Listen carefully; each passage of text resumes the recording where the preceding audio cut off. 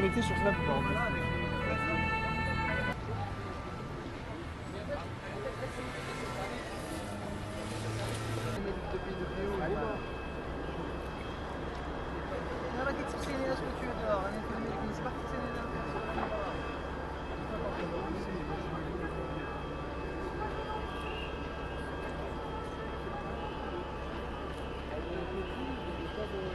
Ouais, le clocher en fait. Oui, bien là, ce sont effectivement des, des images à la télévision, des scènes qui nous ont extrêmement frappés de voir en direct la flèche de Notre-Dame tomber. D'ailleurs, ça m'a fait penser, mais si évidemment ce n'est pas la même chose, ça m'a fait penser au tour du World Trade Center qui tombait en direct à la télévision, certainement près du 11 septembre. Je ne sais pas si c'est fondé ou pas, ça l'est peut-être. Mais en tout cas, j'ai eu la même sensation à quelques années d'écart. C'est un petit peu notre 11 septembre à nous. Bon, heureusement, il n'y a pas de mort. Je crois qu'il y a un pompier qui a été blessé grièvement, mais il n'y a pas de décès, fort heureusement. Mais en tous les cas, c'est quelque chose qui, évidemment, est une tragédie nationale, puisqu'aussi bien, non seulement Notre-Dame, bon, est évidemment le monument en Europe le plus visité, le plus connu, mais c'est surtout une église, une cathédrale qui, depuis 8 siècles, est notre compagne de route, si j'ose dire, et qui est le symbole par excellence de la France, de l'Europe, de la chrétienté, de la civilisation française, européenne et chrétienne, et qui est un magnifique monument témoignant de la foi ardente des bâtisseurs du Moyen-Âge, hein, puisqu'elle date pour l'essentiel du XIIIe siècle, même si après il y a eu des ajouts, et c'est aussi ce qui est frappant de Notre-Dame. Au fil des siècles, elle a été embellie, elle a été agrandie, et il est sûr que c'est véritablement un joyau, non seulement architectural, artistique, qui témoigne du génie de l'homme européen, de l'homme de foi, mais qui a été également un haut lieu de spiritualité pendant des siècles. Je rappelle même qu'il y a eu des conversions tout au long des siècles, y compris parfois des conversions, je vais dire, littéraires, puisque on sait que Claudel s'est converti derrière un pilier de Notre-Dame. Et il est sûr que on sent même parler, je veux dire, de Victor Hugo qui a consacré tout un roman historique à Notre-Dame, qui s'appelait Notre-Dame de Paris précisément, et il est certain que c'est non seulement, c'est évidemment un joyau architectural, un élément essentiel de notre culture, mais c'est bien sûr un témoignage de la foi catholique des Francs, des Français, qui est tout à fait exceptionnel, remarquable. Et donc, voir cette destruction, heureusement partielle, et non pas totale, de cet édifice, a quelque chose de saisissant, de poignant. Mais, alors évidemment, s'agit-il d'un incendie accidentel ou criminel 40 minutes seulement après que Notre-Dame commençait à brûler, on nous affirmait de façon quasi péremptoire qu'il s'agissait d'évidence d'un incendie d'origine accidentelle lié aux travaux de rénovation, de réfection qui ont lieu. L'incendie est en partie des combles d'un échafaudage où les ouvriers avaient travaillé, même si c'était déjà parti au moment où l'incendie s'est déclaré. Bon, il est probable qu'on ne sache jamais précisément ce qui s'est passé, parce que souvent la vérité dans ce genre d'affaires n'est pas dévoilée, mais ça va, là aussi j'ai trouvé qu'il y avait un point commun avec le 11 septembre, parce que 13 minutes seulement après que les avions soient entrés dans les tours, eh bien on nous disait que c'était Ben Laden qui avait fait le coup, quoi. Donc on nous disait déjà de manière catégorique, ce qu'il en est également, on avait retrouvé sur les ruines fumantes du World Trade Center les passeports des responsables dans l'avion de cet attentat. c'est là aussi, je veux dire, c'est assez étrange, si l'on puisse dire, et on n'est pas obligé de croire à cela sur parole. Il me semble qu'il faut quand même faire preuve d'esprit critique dans tous les domaines. Bon, donc je ne sais pas ce qu'il en est, je n'affirme rien puisqu'on ne sait pas, mais je constate quand même que cet incendie Notre-Dame arrive dans un contexte très chargé, puisqu'il y a eu, il y a un mois à peine, un incendie, voilà, incontestablement de manière d'origine criminelle, c'est un acte délibéré, prémédité à l'église Saint-Sulpice, qui n'est pas loin. Et puis il y avait eu aussi des dégradations récentes, très récentes, là aussi volontaires, à la basilique Saint-Denis, où il y a un procès qui doit, du coupable qui doit se tenir ces jours-ci. Donc il est clair que ça n'est pas innocent tout cela. J'ajoute aussi que lorsqu'on nous parlait, les médias, on faisait des tonnes sur les 2 arbres coupés en mémoire d'Ilan Halimi et quelques tags insignifiants. Je rappelle qu'au même moment, il y avait quand même des dizaines d'églises en France qui avaient été méthodiquement souillées et profanées. Il faut le savoir, ce dont les médias n'ont que très peu parlé, et que par ailleurs, s'agissant de Notre-Dame elle-même, on se souvient qu'en septembre 2016, il y avait une voiture piégée et que l'attentat avait été déjoué quelques heures avant, seulement, tout près de Notre-Dame. Donc, d'évidence, il y avait une volonté de s'en prendre à la cathédrale. Et un petit peu avant, rappelez-vous, en avril 2015, un jeune homme de 24 ans avait également été appréhendé alors qu'il s'apprêtait à détruire au moins 2 églises de Paris. C'était donc on l'a présenté comme un djihadiste de 24 ans qui devait aller en Syrie, bon, mais qui s'apprêtait donc à s'en prendre de manière criminelle, sous forme d'attentat, à 2 églises parisiennes. Bon. Donc, si vous voulez, on est quand même dans un contexte qui est quand même extrêmement chargé, extrêmement lourd, et par conséquent, la thèse criminelle, il me semble qu'il serait quand même pour le moins assez étrange de ne pas l'envisager. Il me semble qu'en principe, les enquêteurs doivent envisager toutes les pistes, même si peut-être ils peuvent parfois en privilégier une, mais on ne peut exclure aucune piste. Donc on verra de quoi l'avenir est fait, mais je crains qu'on ne sache jamais parce qu'on ne veuille pas nous dire ce qu'il en est précisément. Mais il y a des choses troublantes dans cette affaire, parce que moi je ne suis pas spécialisé en question, mais la charpente était en chêne, et on m'a dit que le chêne est très difficile à brûler, qui font en général plusieurs départs d'incendie, des accélérateurs de combustion, que c'est assez étonnant que c'est pu prendre de cette façon-là. Bon, d'autres s'étonnent aussi que on n'ait pas fait appel à des avions. Bon, je crois que c'est Donald Trump, le président américain, qui a fait cette remarque qu'on a pu faire appel à des Canadair. Bon, d'aucuns disent que ça aurait été dangereux parce que ce serait mis trop d'eau qui aurait pu fragiliser au contraire la cathédrale, ce qui est possible. Bon.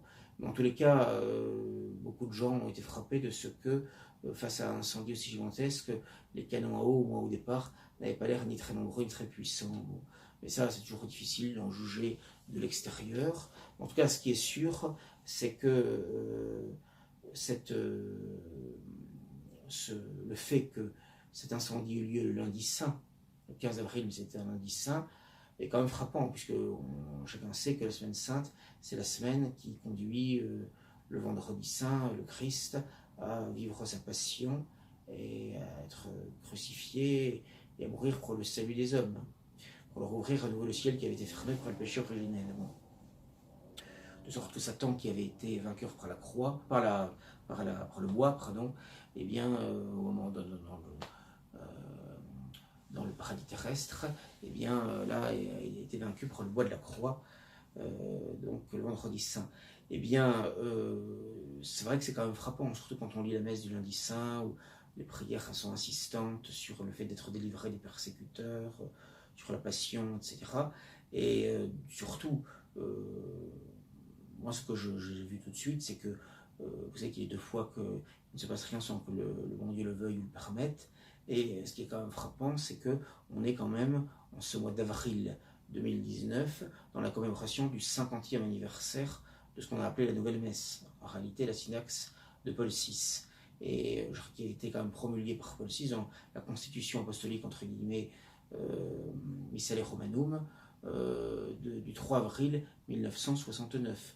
Et je rappelle que les nouvelles consécrations épiscopales, les nouvelles ordinations sacerdotales, dont des études érudites ont montré qu'elles étaient invalides, eh bien, ont été rendues obligatoires le dimanche de Pâques 69, qui était le 6 avril 69. Donc, si vous voulez, ça c'est quand même frappant.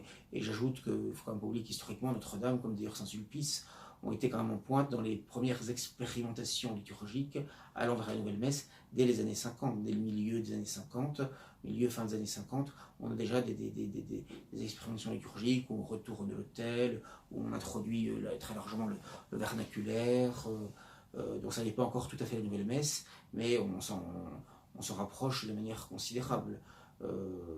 Donc vraiment, le clergé de ces églises a été en pointe peu après la fin de la guerre. J'ajoute que à la fin de la guerre, De Gaulle avait demandé que la Marseillaise fût jouée sur les grandes orgues de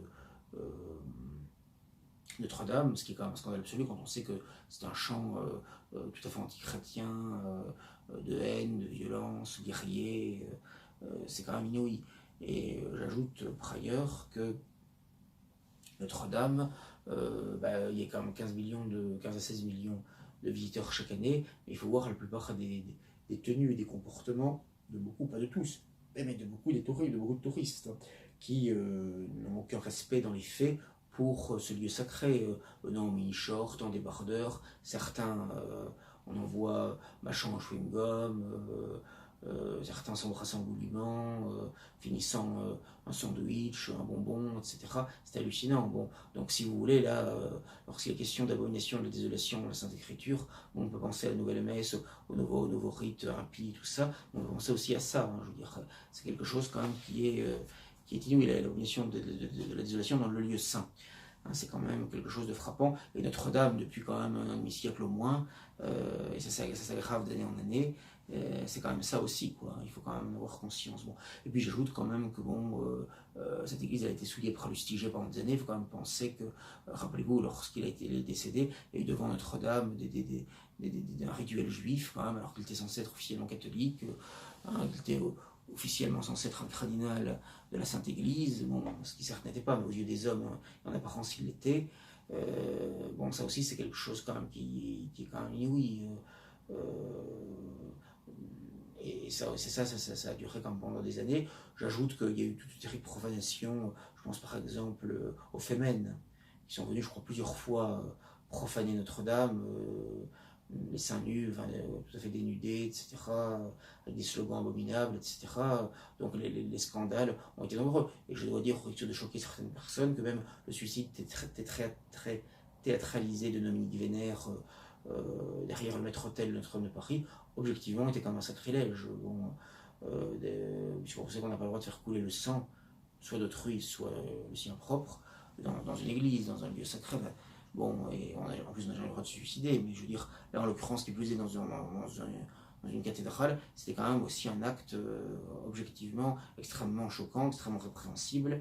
Et si vous voulez, cette accumulation, si vous voulez, depuis des décennies d'actes abominables dans Notre-Dame, si vous voulez, ça peut amener la colère du ciel. Je veux dire, bon, alors évidemment, les non-croyants n'y croiront pas, mais si vous voulez, tout a un sens, si vous voulez, rien n'est l'effet du hasard. Et que ce soit le lundi saint que ça arrive, j'ajoute que d'ailleurs, il faut préciser que l'incendie a commencé à 18h50, au moment même où il y avait une messe à Notre-Dame, la synaxe, une fausse messe, la synaxe de Paul VI, où heureusement les gens ont eu le temps de sortir parce qu'il y a eu des alarmes d'incendie, donc heureusement il y a eu ni mort ni blessé, mais si vous voulez, c'est arrivé au moment de la synaxe, et on peut penser 18h45 que c'était à peu près au moment de la consécration, etc.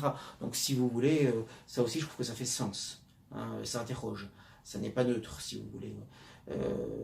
Et franchement, que ce soit vraiment le moi-même, quasiment jour pour jour, de la promulgation de la nouvelle messe et du fait qu'on ait rendu obligatoire des rituels invalides d'ordination ou de sacre, obstruant les canaux de la grâce, ça me paraît quand même pas quelque chose de neutre. Je crois qu'il faut quand même y réfléchir à cela et le bon Dieu se sert aussi d'événements terribles comme ça pour essayer d'alerter, de faire réfléchir. Je crois que ce serait une grande erreur de ne pas le faire. Alors évidemment, il y a des conséquences aussi politiques à tout cela. Macron qui devait faire un discours sur ce grand débat national, enfin ce pseudo-grand débat. Vous savez très bien qu'en France, pas simplement en France d'ailleurs, lorsque l'on veut enterrer une affaire, soit on crée une commission, soit on crée un grand débat. Rappelez-vous Sarkozy qui avait créé il y a quelques années un grand débat sur l'identité.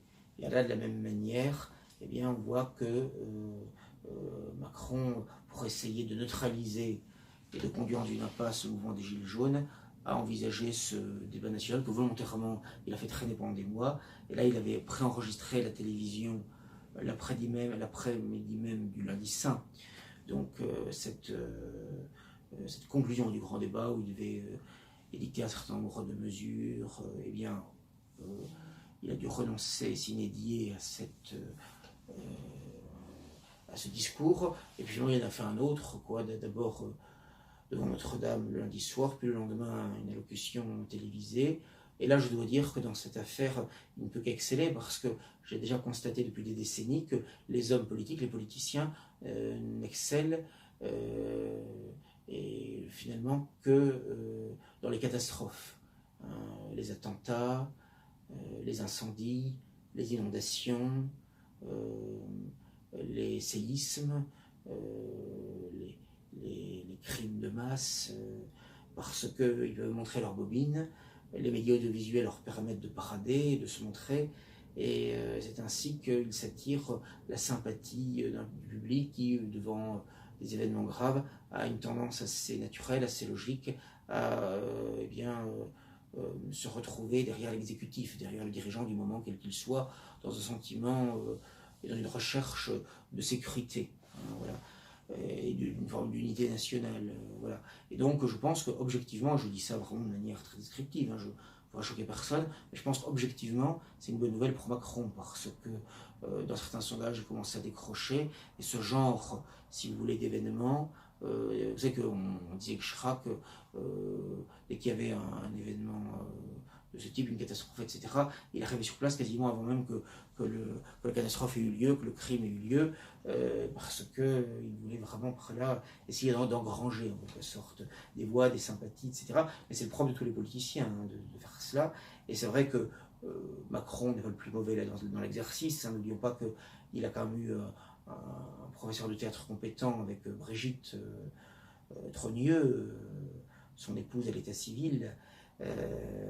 Et en l'occurrence, il est sûr que c'est un homme de théâtre. J'avais été frappé dans le discours qu'il avait fait au dîner du CRIF cette année. Sur le fond, il était abominable, mais sur la forme, il faut reconnaître qu'il était réussi. Il avait mis de l'émotion, il avait su trouver les mots de nature à toucher son public. Et ça m'a rappelé un peu Sarkozy aussi à l'époque, qui, dans notre genre, qui était avocat, qui avait su trouver dans ses interventions à la télévision et puis aussi dans ses meetings les formules, les mots et les codes de nature à séduire l'électorat du Front National. Et il y avait parfaitement réussi, parce qu'il avait réussi à dégonfler fortement le score de Jean-Marie Le Pen en 2007 et même dans un certain nombre d'élections qui avaient suivi avant même que le Front National, Sarkozy décevant, ils déçoivent tous évidemment, il y a l'exercice du pouvoir, eh bien, reprenant quelques forces. Enfin, pendant plusieurs années, il l'avait considérablement affaibli au point qu'il ait fait moins de 5% aux législatives de juin 2007. Donc Macron, oui, c'est plutôt quand même du pain béni pour lui, si j'ose dire, cette affaire. Parce que ça lui permet d'apparaître en père de la nation, un peu comme Clémenceau à l'époque, et d'appeler à reconstruire, à rebâtir. Il a promis que Notre-Dame sera rebâtie sous 5 ans. Il a su dire que c'est une part de nous-mêmes qui partait en fumée, en quelque sorte. Il a su à la fois parler aux catholiques, aussi à ceux qui ne le sont pas, de manière, je trouve, très habile, très politicienne, mais très habile. Et il est sûr qu'objectivement, je ne sais pas ce que cela donnera pour les européennes, puisqu'il y a encore environ 5 semaines jusqu'au scrutin qui aura lieu le dimanche 26 mai. Mais en tous les cas, ça peut être un tournant de la campagne. Alors on peut se dire peut-être que ça va durer 8 jours, que les gens passeront à autre chose, c'est possible, mais je crois quand même que cette affaire a créé un traumatisme profond dans le pays. Même des gens qui ne sont pas pratiquants, qui ne sont pas spécialement croyants, mais qui sont quand même français et qui quand même ont conscience de notre patrimoine et de nos origines, de nos racines et de notre identité profonde, civilisationnelle, eh bien, je veux dire, on a le sentiment quand même qu'il se passe quelque chose de grave, que c'est pas innocent. Je prenais hier un taxi en arrivant à la gare de Lyon, et un chauffeur de taxi m'est passé devant Notre-Dame, et un chauffeur de taxi me disait lui-même qu'il voyait ça comme un mauvais présage. Je ne sais pas s'il était spécialement croyant lui-même, ça ne m'a pas frappé dans les quelques mots qu'il a pu échanger avec moi. En tout cas, il voyait là-dedans un signe qui n'était pas forcément très positif. Bon, voilà, c'est sûr que cet écroulement spectaculaire de la flèche de Notre-Dame, qu'elle soit accidentelle ou qu'elle soit criminelle, de ce point de vue-là, sur le plan du sens, ça ne change pas grand-chose. Évidemment, ça change sur un plan politique, évidemment, mais sur, je dirais qu'un plan spirituel, le fait que l'événement ait eu lieu, évidemment, il fait sens de toute façon. Et effectivement, je crois que c'est le symbole, c'est le symbole, l'allégorie de la destruction de notre civilisation chrétienne, et aussi de la sanction, disons-le, ou le châtiment de l'apostasie d'une nation, puisque quand même pas oublier quand même qu'à Paris chaque année il y a des motifs grecs, des primes qui passent à Notre-Dame, aux proximités de Notre-Dame, dans ces quartiers, etc., avec d'ailleurs toujours de manière volontaire et provocatrice des invertis qui se déguisent en bonnes sœurs, hein, pour se moquer de cela, etc. Et il y a toujours donc beaucoup de blasphèmes, sans parler de tous les immondices donc, de cette manifestation républicaine, puisque elle a aujourd'hui la bénédiction officielle et publique de la mairie de Paris, du Conseil régional de France et même de l'Élysée. Parce que je rappelle que Macron, tant en 2017 qu'en 2018, a fait des communiqués officiels pour donc en quelque sorte reprendre à son compte cette manifestation, la glorifier. Il y a eu l'année dernière, en juin 2018, même les murs de l'Assemblée nationale qui ont été renés et recouverts complètement par le drapeau LGBT, le drapeau arc-en-ciel de la communauté homosexuelle. Et par ailleurs, rappelez que la fête de la musique, toujours en juin 2018, Macron avait transformé l'Élysée, au moins pendant une soirée, en lupanar pédérastique. Hein, vous vous rappelez, avec des Noirs qui dansaient, qui d'ailleurs sur leur maillot, comme mention, fiers d'être noirs, immigrés et pédés. Ce qui est tout un symbole. Hein. Le triptyque, entre autres, de notre décadence. Voilà. Et donc, il faut bien avoir conscience qu'il y a tout ça, quoi. Des lois plus immorales. Il y a eu le Pacte 199. Je rappelle d'ailleurs que le Pacte 199, il y a eu quelques semaines d'écriture, il y avait une tempête terrible dans toute l'Europe, en France, dans toute l'Europe, qui avait fait des dizaines de morts, alors, et de blessés, et qui avait dévasté, ça avait été impressionnant. Je rappelle les images à la télévision, d'inondations. Aujourd'hui, on peut toujours dire que ça n'a aucun lien, que bon, ce ne sont que des croyants superstitieux qui ont le lien. Enfin, c'est quand même frappant, je veux dire. Bon. Et on a quand même, depuis le mariage gay, là, on s'apprête à légaliser la PMA, procréation médicalement assistée pour les lesbiennes, avant de légaliser la GPA, gestation pour autrui. Donc il est clair qu'on va toujours plus loin dans la folie, dans l'ignominie, etc. Et donc, et toutes les lois qui sont immorales, avec ce dogme de la laïcité, en fait du laïcisme, c'est-à-dire de la négation de Dieu, voilà, et du rejet de Dieu, de la haine militante contre Dieu, ce qu'ils appellent la laïcité, en fait c'est le laïcisme et l'athéisme militant, hein, voilà. Donc on voit très bien qu'on subit ça comme depuis des décennies. Je rappelle aussi que la Ve République a une constitution qui est officiellement laïque, c'est-à-dire en fait sans Dieu. Et sans Dieu, c'est-à-dire en fait contre Dieu, hein, dans les faits. Bon. Donc tout cela, ce n'est pas innocent, ce n'est pas anodin. Et donc, je pense qu'il y a un contexte, si vous voulez, qui est très chargé. Je pense que même des gens qui ne sont pas forcément faits de tout cela peuvent quand même s'interroger, être quand même frappés par ce qui se passe. Voilà. Et moi, je vois ça quand même à la fois comme une épreuve, comme un châtiment, comme un avertissement, très certainement, pour nos nations, pour nos peuples. Parce que, et c'est aussi le symbole évidemment d'une chrétienté qui est détruite par l'apostasie totale. Je rappelle quand même que chaque année en France, il y a des centaines d'églises qui sont détruites, qui sont rasées, ou qui deviennent des cinémas, des offices de tourisme, des commerces, ou qui sont laissées à l'abandon, détruites peu à peu par les dégâts du temps, puisque rien n'est fait pour les maintenir en état. Mais il est vrai aussi que les églises se vident. Et si elle se vide, c'est bon, c'est une société complètement matérialiste, hein, où beaucoup, la plupart des gens se passent complètement de Dieu, s'il n'existait pas, mais c'est aussi que les offices à l'intérieur sont tellement laids, tellement affreux, qu'on n'a pas envie d'y aller, et que les discours qui sont tenus dans les sermons reprennent souvent ce qui est dit à l'école, dans les médias, finalement sont tout à fait compatibles avec la déclaration des droits de l'homme, etc. Il faut bien comprendre que l'Église conciliaire, de toute façon, elle est, je dirais, l'accompagnatrice et la zélée propagandiste du mondialisme politico-religieux et de ses idoles, c'est-à-dire le culte holocaustique, la déclaration des droits de l'homme, la tolérance érigée en absolu, l'antiracisme unilatéral et obligatoire, le rejet de toutes les discriminations, même positives et légitimes, et que par conséquent, voilà, elle participe également de ce désordre. Quand on voit Bergoglio, je crois qu'au Vatican, ils ont reçu, il y a quelques temps, officiellement un lobby LGBT, lui-même les a reçus à plusieurs reprises, s'est photographié officiellement avec des transsexuels, défend l'arrivée massive de migrants, pour l'essentiel mahométans, en Europe et dans les pays développés, etc. Détruit la morale, détruit tous les principes, tous les dogmes du catholicisme, en ce sens que, d'une part, eh bien, il a, notamment avec créé ce que certains appelaient ironiquement un divorce catholique, hein, puisqu'il permet que les divorcés remariés puissent s'approcher de la communion, de la Sainte Table, etc. Bon, ce qui est inouï, etc.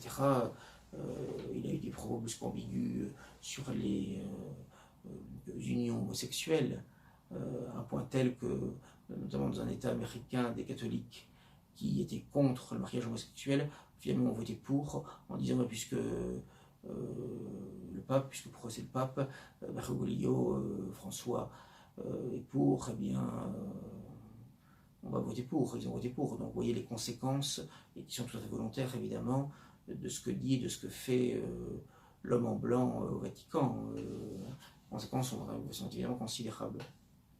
Et je voudrais dire un mot quand même, puisque j'avais dit dans la dernière vidéo que j'en parlerai, parce que je ne veux pas être trop long, mais il faut bien comprendre que depuis 50 ans, en fait même depuis 60 ans, puisque la révolution moderniste, elle va commencer avec Jean 23, même s'il y a déjà eu à partir de 55 quelques évolutions liturgiques fâcheuses avec la Semaine Sainte, la Semaine Sainte en 55, mais c'est quand même surtout à partir de Jean 23 qu'il y a vraiment une destruction méthodique de tout, quoi, une révolution conciliaire, moderniste, qui s'en est pris à tout, à la liturgie qui a été désacralisée, mais également au catéchisme qui a été complètement bouleversé, supprimé pour une vague catéchèse, droit de l'hommiste, humanitarisme, on n'apprend plus rien finalement. Hein. Et d'autre part, tout a été détruit, toutes les constitutions religieuses ont été bouleversées, y compris celles des Chartreux qui n'avaient jamais été changées depuis leur fondateur Saint Bruno. Les États catholiques ont été appelés à faire leur mue, ainsi que les syndicats, les écoles, les partis, les mouvements catholiques, etc. Et puis il faut se comprendre aussi qu'il y a eu, dans les églises elles-mêmes, tout a été modifié. Je l'ai dit, l'autel a été retourné, ce qui est normal, puisqu'on n'est plus dans une dimension théocentrique, mais anthropocentrique. C'est-à-dire que Vatican II a changé le rapport de l'homme à Dieu. C'est-à-dire que le Gaudium et Spes, un des documents essentiels du Vatican II, dit clairement que tout sur Terre est redonné à l'homme comme à son centre, à sa création. Donc c'est vraiment, on n'est plus dans le théocentrisme, dans l'anthropocentrisme. C'est pourquoi l'autel n'est plus retourné vers Dieu, vers l'homme, que le prêtre tourne le dos, au sens physique du terme, symboliquement c'est très fort, tourne le dos à Dieu pour être le président de l'Assemblée, l'animateur de l'Assemblée, donc il se retourne vers l'Assemblée, ainsi que les autels, c'est en tournant le dos à Dieu. J'ajoute en plus que les autels étaient toujours tournés vers l'Est, vers le soleil qui se lève, appelant le soleil de justice qui est le Christ. Donc tout ça c'est pas un hasard d'avoir supprimé tout ça. Et donc on a affaire à une messe, entre guillemets, qui n'est plus hiérarchique, mais qui est démocratique. Il y a beaucoup de paroles, il y a une invasion de la parole qui est absolument considérable. Et puis donc on a changé, on a tout changé. On a notamment supprimé l'offertoire, qui réduit à une simple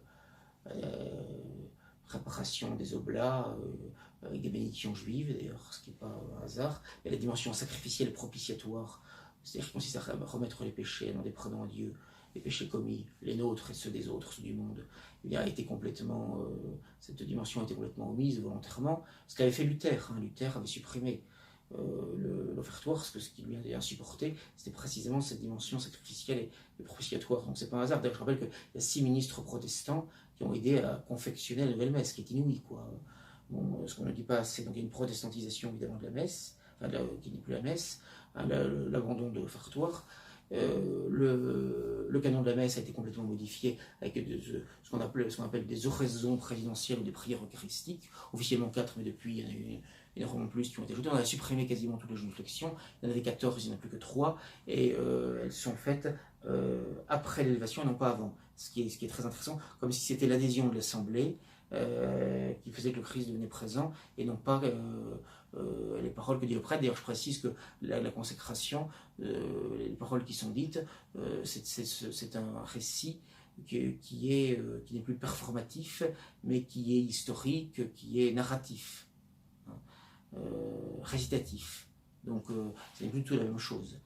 Et que je rappelle que dans la première version de l'article 7 du Novus Ordo Missae, de l'institution généraliste, non préface, non introduction, présentant la nouvelle messe, la messe de Paul VI de 1969, eh bien, il était dit que finalement la scène n'était, ce qu'ils appellent la synaxe sacrée, finalement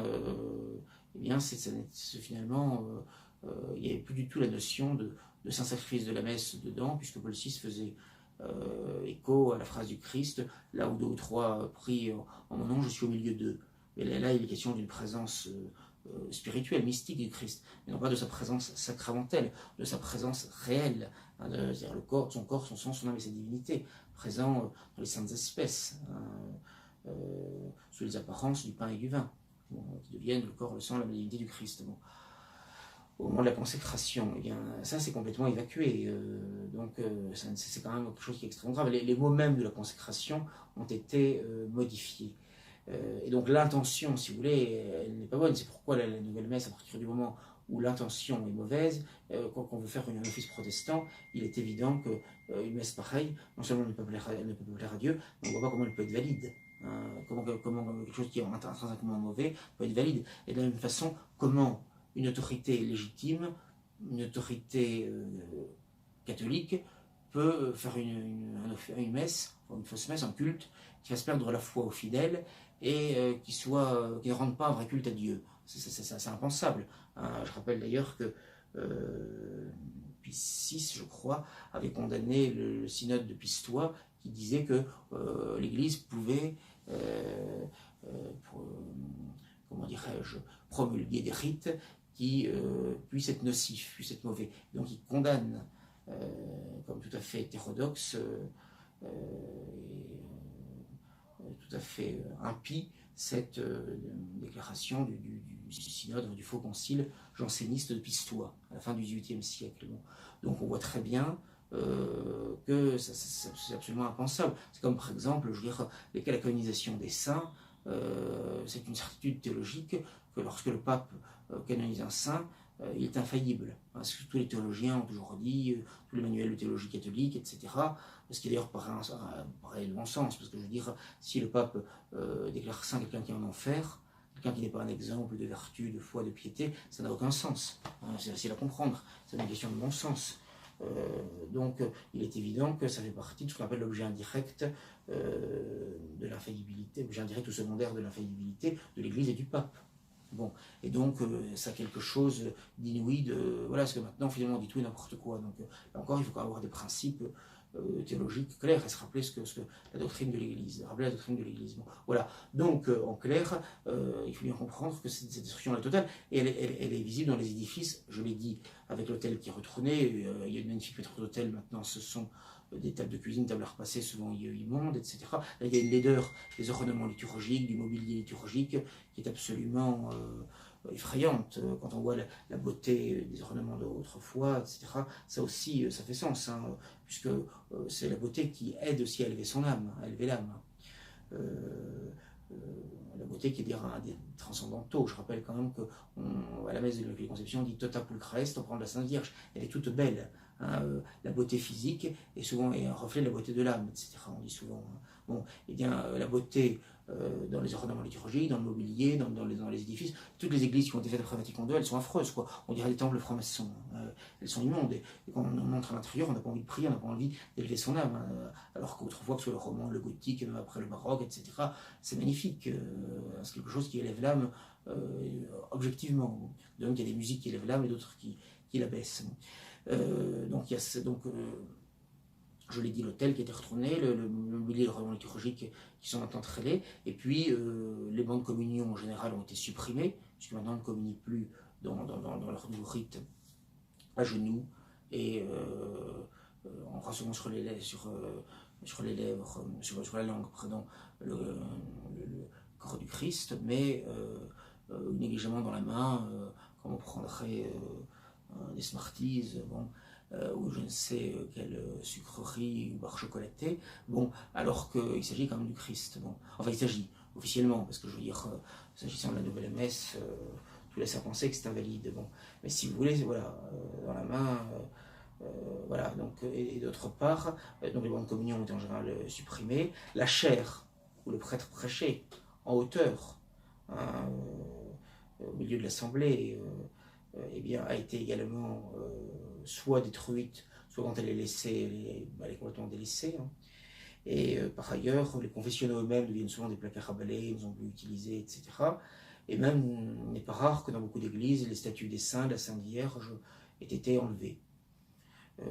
Ce qu'avaient fait les protestants au XVIe siècle. Donc, ce qu'avait essayé de faire le protestantisme au XVIe siècle, Vatican II l'a fait, a réussi à le faire totalement. Alors maintenant, Benoît XVI a permis certaines conditions, etc. Bon, le retour à la messe tridentine, mais d'abord, bon, ça rappelle ce qu'ont fait les anglicans, la réforme anglicane au XVIe siècle. On a rendu le rite invalide, et puis après, bon, on a, pour donner le change, remis un peu de latin, remis des ornements traditionnels, mais le mal avait été fait. Hein, je dis bien qu'après avoir fait dire une fausse messe, celle de Paul VI, par des vrais prêtres, on fait dire une vraie messe, la messe tridentine, enfin en fait c'est souvent le rituel Jean XXIII qui va faire la messe tridentine, mais bon, par des faux prêtres, des prêtres redonnés dans le nouveau rite de 68, rendu obligatoire en 69, ou redonnés par des évêques massacrés dans le nouveau rite. Bon, voilà, donc tout cela, c'est pas effrayant, et puis donc je rappelle quand même que la révolution elle a été totale, c'est-à-dire que c'est une nouvelle église, en quelque sorte une fausse église, donc avec de faux pasteurs, de faux papes, de fausses messes. Et je rappelle quand même que eh bien, une nouvelle église, fausse église, il y a un nouveau sacerdoce, une nouvelle catéchèse, une nouvelle liturgie, de nouveaux sacrements, donc un nouveau baptême, un nouveau mariage en 1969, une nouvelle confirmation en 1971, une nouvelle confession, nouveau sacrement de pénitence en 1973, donc une nouvelle messe en 69, de nouveaux rites, la consécration épiscopale et de l'ordination sacerdotale en 68, de nouvelles huiles saintes en 70, un nouveau Notre Père apposé en 66, un nouveau rosaire en 2002, un nouveau chemin de croix en 1991. Tout a été modifié, tout a été changé, tout, hein, même le rosaire, où il y avait 15 mystères, on en a ajouté 5.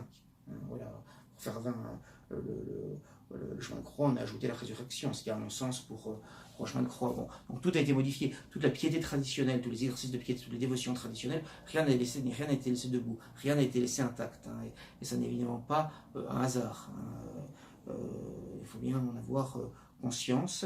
Et donc c'est véritablement une révolution qui s'est étendue à tout. Et bon, il y a des livres hein, qui ont expliqué tout ça, mais je crois qu'il faut vraiment être très au clair là-dessus. C'est véritablement une infiltration, une révolution qui a réussi et qui a tout détruit, qui continue à tout détruire. Et c'est la raison pour laquelle il est extrêmement fâcheux et condamnable, critiquable violemment, de vouloir se faire reconnaître par des intrus modernistes, hein, ou de vouloir négocier avec eux, ça n'a aucun sens. Il faut les combattre à visage découvert, de manière frontale, et conserver la foi et toute forme de piété traditionnelle, son missel, son catéchisme,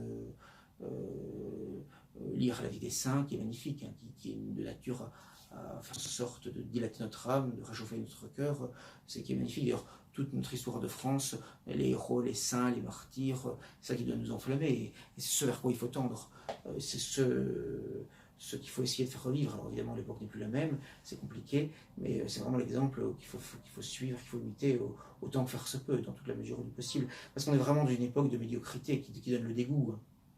Et donc, il faut vraiment aimer les belles choses, aimer les beaux livres, les belles histoires de saints, de héros, de martyrs, et vraiment dès lors, moi j'encourage vraiment, si vous avez des enfants, etc., à vraiment leur lire, leur faire lire.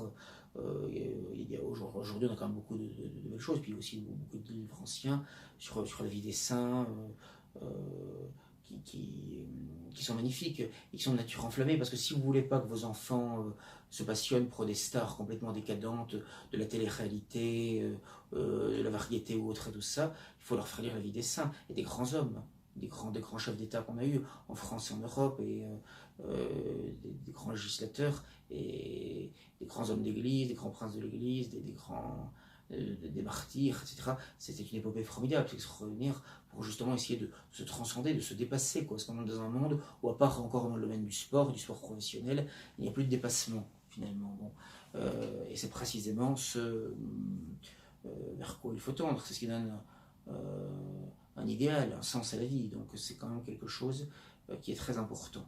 Donc, cet incendie de Notre-Dame, dans ce contexte, si vous voulez, de triste commémoration des 50 ans de la destruction de la messe, des 60 ans et quelques mois d'occupation de l'Église par des hommes en blanc qui sont tous sauf les vicaires du Christ, il est certain que tout cela, ce n'est pas un hasard. Et que tout ça, c'est quelque chose qu'évidemment, on ne peut pas ne pas avoir à l'esprit quand on pense à l'incendie de Notre-Dame.